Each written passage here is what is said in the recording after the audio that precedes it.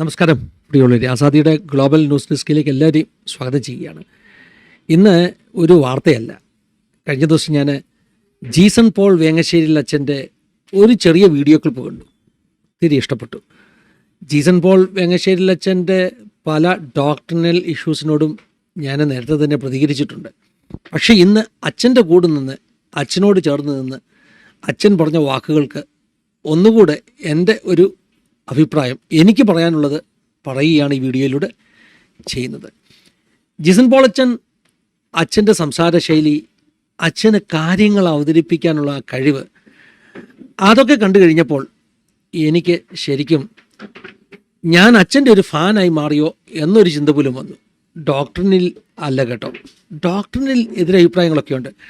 പക്ഷേ സൂപ്പറായിരിക്കുന്ന അച്ഛന് കാര്യങ്ങൾ പറഞ്ഞു ഫലിപ്പിക്കാനുള്ള ആ കഴിവ്, ആ പ്രാപ്തി, അത് നിശ്ചയമായിട്ടും ദൈവദാനം തന്നെയാണ്. ദൈവം അനുഗ്രഹിക്കട്ടെ. ദൈവരാജ്യത്തിൻ്റെ സത്യങ്ങൾ, അത് വചനത്തിൻ്റെ സത്യങ്ങൾ, അത് അച്ഛൻ്റെ വാക്കിലും ഭാഷയിലുമൊക്കെ ലോകസമക്ഷം കൊണ്ടെത്തിക്കുവാൻ ദൈവം സഹായിക്കട്ടെ എന്ന് അച്ഛനു വേണ്ടി ഞാനങ്ങ് പ്രാർത്ഥിക്കുകയാണ്. അച്ഛൻ ഈ ദിവസങ്ങളിൽ പറഞ്ഞ ഒരു വീഡിയോ അത് വൈറലായിരിക്കുകയാണ്. ആ വീഡിയോ നമുക്കൊന്ന് കാണാം. എന്നിട്ട് ഞാൻ എൻ്റെ പ്രതികരണവും അഭിപ്രായവും ഒക്കെ എന്ന് പറയാനാണ് ശ്രമിക്കുന്നത്. ഒന്ന് കേട്ടു നോക്കാം. അമൃത ഹോസ്പിറ്റലിലോട്ട് നിങ്ങളെങ്ങാനും ഒരു ഫോൺ ചെയ്താൽ അവരാദ്യം പറയുന്ന കാര്യം ഓം നമ ശിവായ അമൃത ഹോസ്പിറ്റൽ. ഇത് പറഞ്ഞ് അവർ തുടങ്ങത്തുള്ളൂ. അതിനകത്ത് തെറ്റുമെല്ലാം പറയാനുണ്ടോ? ഒരു തെറ്റുമില്ല. കാരണം അവരുടെ സ്ഥാപനമല്ലേ. അവരുടെ സ്ഥാപനത്തിലോട്ട് ഒരാൾ സഹായം തേടി, സർവീസ് തേടി വിളിച്ചപ്പോൾ അവരുടെ ഫെയ്ത്തിനെ, അവരുടെ വിശ്വാസത്തെ ജെന്റിലായിട്ട് പ്രൊക്ലെയിം ചെയ്യുന്ന നല്ല കാര്യമാണ്, അപ്രീഷിയേറ്റ് ചെയ്യേണ്ട കാര്യമാണ്. നിങ്ങൾക്ക് ചിന്തിക്കാൻ പറ്റുമോ? ലൂർദ് ഹോസ്പിറ്റലിലേക്ക് അപ്പോയിൻമെന്റിന് വേണ്ടി നമ്മൾ ബുക്ക് ചെയ്യാൻ വേണ്ടി വിളിക്കുമ്പോൾ അവിടെ റിസപ്ഷനിലെ പെങ്കൊച്ച് ഫോൺ എടുത്തിട്ട് ഈശോ മിശിഹായ്ക്ക് സ്തുതിയായിരിക്കട്ടെ. ലൂർദ് ഹോസ്പിറ്റൽ, ലിസി ഹോസ്പിറ്റൽ അപ്പുറത്തുണ്ട്, ഇപ്പുറത്ത് അങ്കമാലി ലിറ്റിൽ ഫ്ലോർ കിടക്കുന്നു. ഇതിലേതെങ്കിലും ഒരു ആശുപത്രിയിൽ ഫോൺ ചെയ്താൽ നമുക്ക് ചിന്തിക്കാൻ പറ്റുമോ? ഫോൺ എടുത്തിട്ട് ആദ്യം പ്രൈസ് ദി ലോർഡ്, ഈശോ മിശിഹായ്ക്ക് സ്തുതിയായിരിക്കട്ടെ? ഇല്ല. കാരണം we people are terribly secularised. We people are terribly secularised. എന്തിനാ ഇത്രയും സെക്കുലറൈസ്ഡ് ആകുന്നത്? സെക്കുലറൈസ്ഡ് ആകുന്നത് നമ്മുടെ വിശ്വാസത്തെ കളഞ്ഞിട്ടാകരുത്. നമ്മുടെ വിശ്വാസത്തെ ജെന്റിലായിട്ട്, ആർക്കൊരു ദ്രോഹമുള്ള കാര്യമല്ലോ. ഞാൻ വിശ്വസിക്കുന്ന എൻ്റെ കർത്താവിൻ്റെ നാമത്തെ ഏറ്റു പറയാൻ എന്ത് പാട്ടിരിക്കുന്നു? ഇസ്ലാം സഹോദരൻ രണ്ടുപേരും തമ്മിൽ കാണുമ്പോൾ എന്താ പറയുന്നത്? അതൊക്കെ കറക്റ്റ് അറിയാം. അപ്പൊ അവരങ്ങോട്ടും ഇങ്ങോട്ടും പറയും. നല്ല കാര്യമല്ലേ? ലോകത്തെവിടെ, അതാണ് അവരുടെ ഗുണം. ലോകത്തെവിടെ അവർ കണ്ടാലും അവരത് പറഞ്ഞേ. ഇനി പറ, രണ്ട് ക്രിസ്ത്യാനികൾ തമ്മിൽ കണ്ട എന്താ പറയുന്നത്? ഈശോ, ഏത് നാട്ടിലെ കർത്താവ് ഈശോ മിശിഹായ്ക്ക് സ്തുതിയായിരിക്കട്ടെ? ചുമ്മാ മുമ്പിലിരുന്ന് തള്ളുകയാണ്, വെറുതെ പറയുകയാണ്.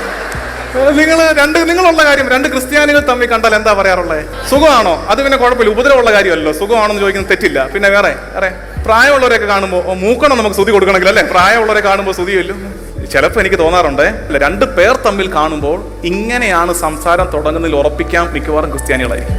എങ്ങനെയെന്നറിയാമോ? അറിഞ്ഞായിരുന്നോ? അല്ലേ, അറിഞ്ഞായിരുന്നോ? എന്ത് ആരാണ്ടോ കുറ്റമായി? അറിഞ്ഞായിരുന്നോ? കേട്ടായിരുന്നോ എന്നൊക്കെ ചോദിച്ചാണ് സംസാരം തുടങ്ങുന്നതിൽ ഉറപ്പിച്ചോ ക്രിസ്ത്യാനിയായിരിക്കും.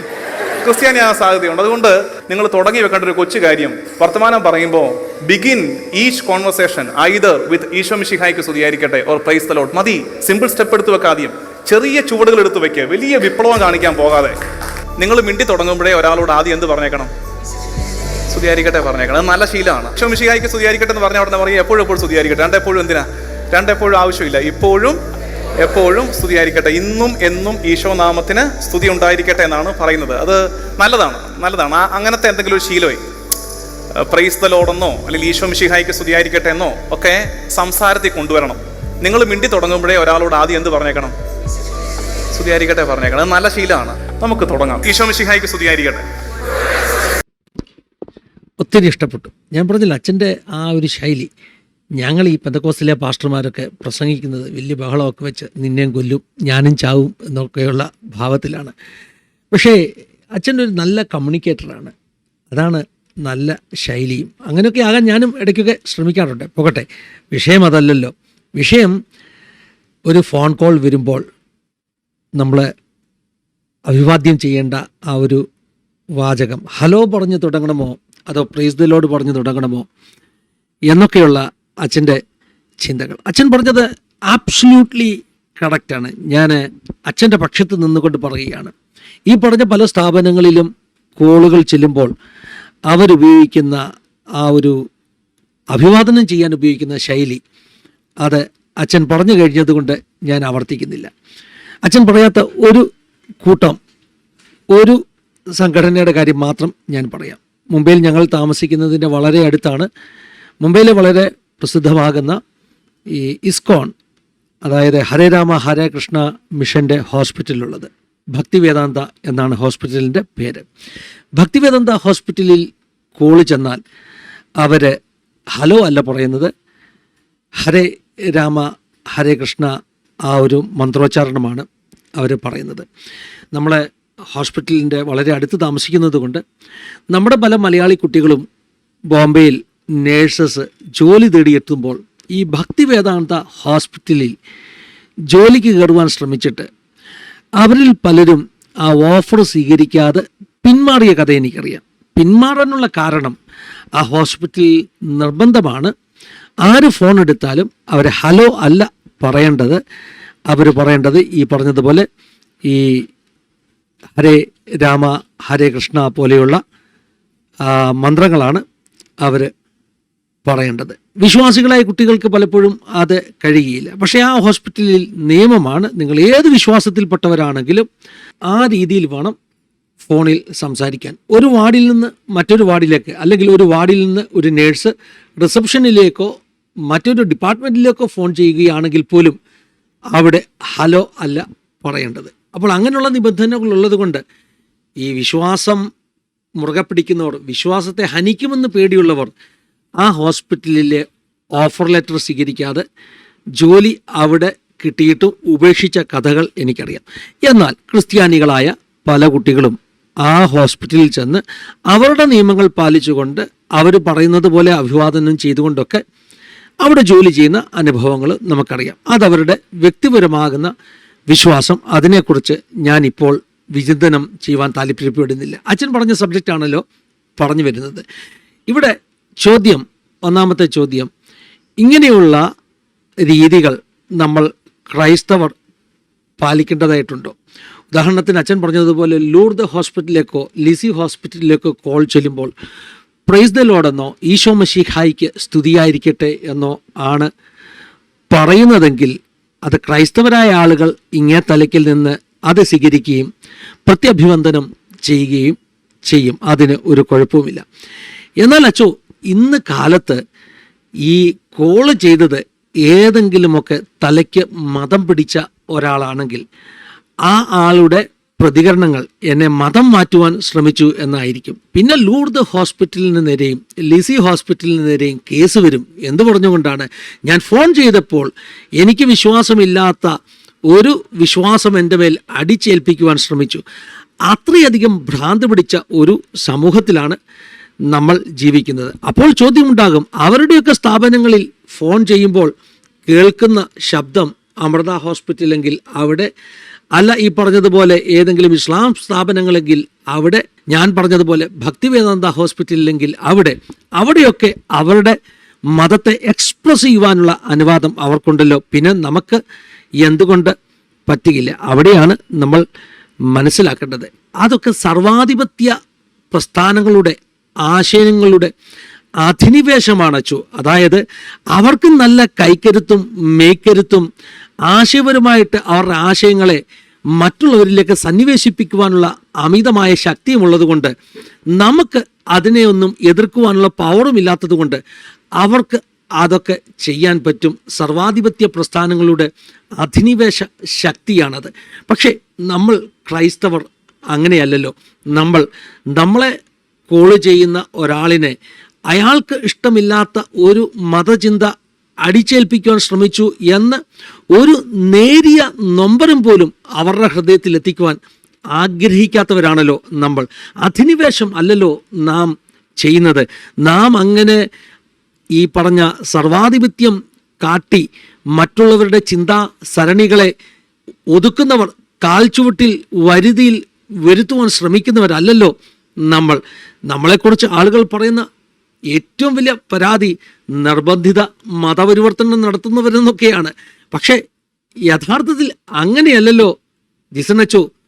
നമ്മളൊക്കെ സെക്കുലർ ആയതുകൊണ്ടൊന്നുമല്ല. മറ്റുള്ളവരുടെ വിശ്വാസം അവർക്കിരിക്കട്ടെ, നമ്മുടെ വിശ്വാസം നമുക്കിരിക്കട്ടെ. അങ്ങോട്ട് ആക്രമിച്ച്, അങ്ങോട്ട് സന്നിവേശിപ്പിച്ച്, അങ്ങോട്ട് അധികാരം സ്ഥാപിച്ച് ആരെയും കീഴടക്കണ്ട എന്ന ചിന്ത നമുക്ക് ഉള്ളതുകൊണ്ട് നാം അത്തരം പ്രയോഗങ്ങൾ, നാം അത്തരം അഭിവാദന ശീലങ്ങൾ മാറ്റിവെക്കുന്നു എന്ന് മാത്രം. പക്ഷേ മറുഭാഗം ഞാൻ പറയാം. ഇപ്പോൾ കോള് വരുന്നത് ഒരു ചർച്ചിൻ്റെ ഹെഡ് ക്വാർട്ടേഴ്സിലേക്കാണെങ്കിൽ, കോള് വരുന്നത് ഒരു ക്രിസ്തീയ സംഘടനയുടെ, ഒരു ഇവാഞ്ചലൈസേഷൻ സംഘടനയുടെ, ഒരു ബിഷപ്പ് ഹൗസിൻ്റെ ഒക്കെ ഒരു റിസപ്ഷനിലേക്കോ ഹെഡ് ക്വാർട്ടേഴ്സിലേക്കോ ആകണമെങ്കിൽ നിശ്ചയമായിട്ടും അവിടെ നിന്ന് പറയേണ്ടത് പ്രൈസ് ദി ലോർഡോ, ഈശോ മശിഹായ്ക്ക് സ്തുതിയായിരിക്കട്ടെ എന്നുള്ള വാക്കുകളോ ആയിരിക്കണം. കാരണം കോൾ ചെയ്ത ആളിനറിയാം ഞാൻ വിളിച്ചിരിക്കുന്നത് ഈ ബിഷപ്പ് ഹൗസിലേക്കാണ്, അല്ലെങ്കിൽ ഞാൻ വിളിച്ചിരിക്കുന്നത് ഒരു ക്രിസ്തീയ സമൂഹത്തിൻ്റെ പ്രെയർ ലൈൻ നമ്പറിലേക്കാണ്. അവിടെ നിന്നുണ്ടാകുന്ന പ്രതികരണം നിശ്ചയമായിട്ടും ഈ പറഞ്ഞതുപോലെ ക്രൈസ്തവമാകുന്ന ഒരു അഭിവന്ദന സ്വരമായിരിക്കണം. അതാണ് ഏറ്റവും യുക്തമെന്ന് എനിക്ക് തോന്നുന്നു. ജീസൺ അച്ഛൻ പറഞ്ഞ കാര്യങ്ങളോട് ഞാൻ അനുകൂലിക്കുമ്പോൾ തന്നെ എൻ്റെ ഒരു നേരിയ അഭിപ്രായ വ്യത്യാസം രേഖപ്പെടുത്തി. എന്നാൽ അച്ഛനോട് ഞാൻ ചേർന്ന് നിൽക്കുന്നു. രണ്ട് കാര്യത്തിൽ ഞാൻ ചേർന്ന് നിൽക്കുന്നു. ഒന്ന്, നമ്മുടെ ക്രിസ്ത്യൻ ഐഡൻറ്റിറ്റിയെ തുറന്നു കാട്ടുവാൻ നാം മടിക്കേണ്ടതില്ല എന്ന കാര്യത്തിലും, പിന്നെ യേശുവിൻ്റെ പേര് പറഞ്ഞ് അഭിവാദനം ചെയ്യുവാൻ നാം തയ്യാറായിരിക്കണം. ആ വിധത്തിൽ ഒത്തിരി സെക്കുലറായി പോകല്ലേ എന്ന ചിന്താഗതിയോടും ഞാൻ യോജിച്ച് നിൽക്കുന്നു. ഇത് പറയുമ്പോൾ പഴയ ക്രൈസ്തവർ തമ്മിൽ കാണുമ്പോൾ അങ്ങ് ആദ്യ നൂറ്റാണ്ടുകളിൽ അവർ പ്രതിവിവാദനം ചെയ്തിരുന്നത് മാറാനാഥ എന്ന പദം ഉപയോഗിച്ചുകൊണ്ടായിരുന്നു. മാറാനാഥ എന്ന പദം, അതിൻ്റെ അർത്ഥം എന്താണ്? നമ്മുടെ കർത്താവ് വേഗം വരുന്നു. വലിയൊരു പ്രത്യാശയുടെ വാക്കുകളായിരുന്നു. പീഡിത സഭ അവർ തമ്മിൽ കാണുമ്പോൾ അവർ അങ്ങോട്ടും ഇങ്ങോട്ടും അഭിവാദനം ചെയ്ത് അവരുടെ പ്രത്യാശയെ ഓർപ്പിച്ചിരുന്നു. അതായത് റോമിൻ്റെയും മറ്റ് ഭരണകൂടങ്ങളുടെയും അടിച്ചമർത്തലുകളിലൂടെ കടന്നു പോകുന്ന സഭയ്ക്കുണ്ടായിരുന്ന ഏക പ്രത്യാശ എന്ന് പറഞ്ഞാൽ ഈ പീഡാനുഭവങ്ങളൊക്കെ മാറി ക്രിസ്തു മടങ്ങി വന്ന് സഭയെ ചേർക്കുമെന്ന പ്രത്യാശയായിരുന്നു. അതുകൊണ്ട് അവർ തമ്മിൽ കാണുമ്പോൾ കരങ്ങൾ കൊടുത്ത് ആലിംഗനം ചെയ്ത് പരസ്പരം കാതുകളിൽ പറഞ്ഞിരുന്നു, വിഷമിക്കേണ്ട കേട്ടോ, നമ്മുടെ കർത്താവ് വേഗം വരുന്നു. മാറാനാഥ അതൊരു വലിയ സന്ദേശമാണ്. മാറാനാഥ പീഡിത സഭയുടെ ഒരു വലിയ ഹോപ്പാണ്. ഞാൻ ചിന്തിക്കുന്നു 21-ാം നൂറ്റാണ്ടിലെ സഭയ്ക്കും ഏറ്റവും പ്രസക്തമാകുന്ന പ്രത്യാഭിവാദന സ്വരം മാറാനാഥ ആയിരിക്കും. കാരണം ഇവിടെ ഈ പറഞ്ഞ സർവാധിപത്യ പ്രസ്ഥാനങ്ങൾ ചവിട്ടി മെതിച്ച്, ചവിട്ടി അരച്ച് ഇല്ലാതാക്കുവാൻ ശ്രമിക്കുന്ന ഒരു സമൂഹത്തിൻ്റെ രോധനം എന്ന നിലയിൽ നമുക്ക് പരസ്പരം, കുറഞ്ഞപക്ഷം നമ്മൾ വിശ്വാസികൾ അങ്ങോട്ടും ഇങ്ങോട്ടും കാണുമ്പോൾ, ഒരച്ഛനും പാസ്റ്ററും തമ്മിൽ കാണുമ്പോൾ, ഒരു വിശ്വാസിയും മറ്റൊരു വിശ്വാസിയും കാണുമ്പോൾ, രണ്ടച്ഛന്മാർ, രണ്ട് പാസ്റ്റർമാർ തമ്മിൽ കാണുമ്പോൾ അങ്ങോട്ടും ഇങ്ങോട്ടും നമുക്കും പറവാൻ കഴിയട്ടെ, മാറാനാഥ നമ്മുടെ കർത്താവ് വേഗം വരുന്നു എന്ന ആ ഒരു വന്ദനസ്വരം. ആ വന്ദനസ്വരം സഭയുടെ നോവിൻ്റെ, നൊമ്പരങ്ങളുടെ ഇടയിലെ പ്രത്യാശയുടെ ചെറിയ ഒരു നീർച്ചാലാണെന്ന് പറഞ്ഞുകൊണ്ട് എനിക്ക് പറയാനുള്ളത് അച്ഛൻ്റെ ആ വീഡിയോയ്ക്ക് ഒരു പ്രതികരണമായി പറഞ്ഞുകൊണ്ട് ഞാൻ എൻ്റെ വാക്കുകളെ നിർത്തുകയാണ്. ദൈവം സഹായിക്കട്ടെ, അനുഗ്രഹിക്കട്ടെ. God bless you all. Have A wonderful time.